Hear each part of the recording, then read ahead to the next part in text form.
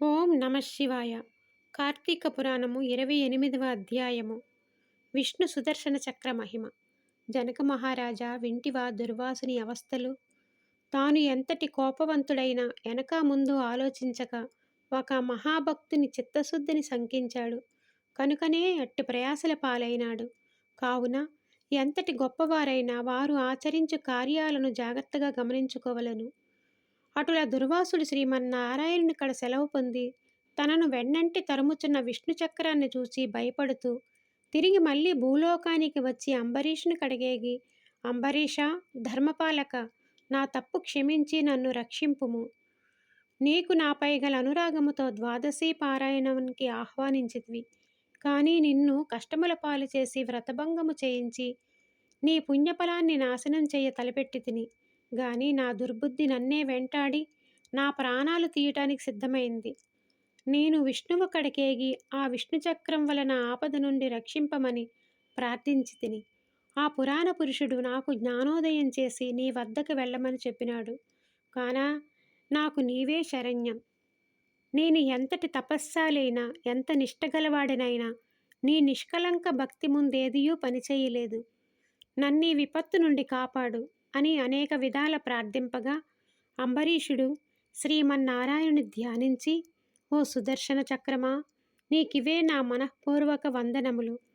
ఈ దుర్వాస మహాముని తెలిసియో తెలియకయో తొందరపాటుగా ఈ కష్టములు కొని తెచ్చుకున్నాడు. అయినను ఇతడు బ్రాహ్మణుడు కాన ఇతడిని చంపవలదు. ఒకవేళ నీ కర్తవ్యమును నిర్వహింపదలసితివేని ముందు నన్ను చంపి తర్వాత ఈ దుర్వాసును చంపుము. నీవు శ్రీమన్నారాయణి ఆయుధానివి. నేను ఆ శ్రీమన్నారాయణి భక్తుడను. నాకు శ్రీమన్నారాయణుడి ఇలవేల్పు దైవము. నీవు శ్రీహరి చేతిలో నుండి అనేక యుద్ధాలలోని అనేక మంది లోకకంటకులను చంపితివి గాని శరణు కోరిన వారిని ఇంతవరకు చంపలేదు. అందువలనే ఈ దుర్వాసుడు ముల్లోకాలు తిరుగుతున్నను ఇతనిని వెంటాడుతూనే ఉన్నావు గాని చంపలేదు. దేవ సురాసురాది భూతకోటులన్నయూ ఒక్కటిగా ఏకమైనను నిన్నేమీ చెయ్యజాలవు. నీ శక్తికి ఏదీ అడ్డులేదు. ఈ విషయము లోకముకి తెలియను. అయినను మునిపొంగువనకు ఏ అపాయము కలగకుండా రక్షింపమని ప్రార్థించుచున్నాను. నీ యందు ఆ శ్రీమన్నారాయణ శక్తి ఇమిడి ఉన్నది. నిన్ను వేడుకొనుచున్నాను. శరణు వేడిన ఈ దుర్వాసుని రక్షింపండి అని అనేక విధాలు స్తుతించట వలన అతి రౌద్రాకారముతో నిప్పులు గ్రక్కుచున్న విష్ణుచక్ర ఆయుధము అంబరీషుని ప్రార్థనలకు శాంతించి, ఓ భక్తాగ్రేసరా అంబరీష, నీ భక్తిని పరీక్షించడానికి ఇట్లు చేసి తిని గాని వేరు కాదు. అత్యంత దుర్మార్గులు మహాపరాక్రమవంతులైన మధుకైటపులను దేవతలందరూ ఏకమై కూడా చంపజాలని మూర్ఖులను నేను దునుమాడుటని వెరుంగుదువు కదా. ఈ లోకములోని దుష్ట శిక్షణ శిష్టరక్షణ శ్రీహరి నన్ను వినియోగించి ముల్లోకములందు ధర్మమును స్థాపించుచుండును. ఇది ఎల్లరకు తెలిసిన విషయమే.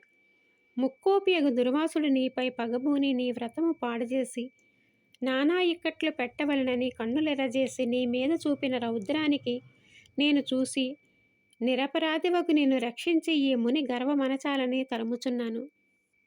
ఈతడు కూడా సామాన్యుడు కాదు. ఇతడు రుద్రాంశ సంభూతుడు, బ్రహ్మ తేజస్సు గలవాడు, మహాతపశ్శాలి. రుద్రతేజము భూలోకవాసులను అందరినీ చంపగలదు. కానీ శక్తిలో నాకంటే ఎక్కువ కాదు.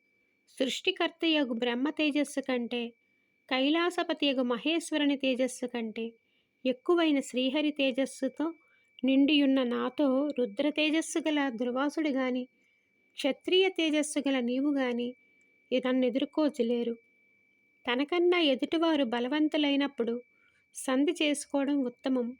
ఈ నీతిని ఆచరించువారు ఎటువంటి ఆపదలు పొందరు. ఇంతవరకు జరిగిందంతయు విస్మరించి శరణార్థి అయి వచ్చిన దుర్వాసుని గౌరవించి నీ ధర్మాన్ని నీవు నిర్వర్తింపుము అని చక్రాయుధం పలికిను. అంబరీషుడు ఆ పలుకులు ఆలకించి, నేను దేవ గో బ్రాహ్మణాదుల యందును స్త్రీలందును గౌరవము కలిగి ఉంటాను. నా రాజ్యములో సర్వజనులు సుఖంగా ఉండవలననే నా అభిలాష. శరణు గోరిన ఈ దుర్వాసుని నన్ను కరుణించి రక్షింపుము. వేల కొలది అగ్నిదేవతలు కోట్ల కొలది సూర్యమండలాలు ఏకమైనను నీ శక్తికి తేజస్సుకి సాటిరావు. నీవు అట్టి తేజోరాశివి. మహావిష్ణువు లోకకంటకులపై దేవ గో బ్రాహ్మణ హింసాపరులపై నిన్ను ప్రయోగించి వారిని శిక్షించి తన కుక్షియందున్న 14 లోకములను కంటికి రెప్పలా కాపాడుచున్నాడు. కాన నీకివే నా మనఃపూర్వక నమస్కృతులు అని పలికి చక్రాయుధం పాదములపై పడెను. అంతట సుదర్శన చక్రము అంబరీషుని లేవదీసి గాఢాలింగనమొనర్చి, అంబరీషా, నీ నిష్కళంక భక్తికి మెచ్చితిని. విష్ణు స్తోత్రం 3 కాలములందు ఎవరు పఠింతురో, ఎవరు దానధర్మములతో పుణ్యఫలమును వృద్ధి చేసుకుంటూ ఉంటారో, ఎవరు పరులను హింసింపక, పరధనములను ఆశపడక, పరస్త్రీలను చెరపట్టక, గోహత్య, బ్రాహ్మణ హత్య, శిశుహత్యాది మహాపాతకములను చేయకుంటారో, అట్టివారి కష్టములు నశించి దుర్వాసుని రక్షించుచున్నాను. నీ ద్వాదశి వ్రత ప్రభావం చాలా గొప్పది. నీ పుణ్యఫలం ముందు ఈ మునిపుంగవుని తపశ్శక్తి పనిచెయ్యలేదు అని చెప్పి అతనిని ఆశీర్వదించి అదృశ్యమయ్యను. 28వ రోజు పారాయణం సమాప్తం. ఓం నమ శివాయ.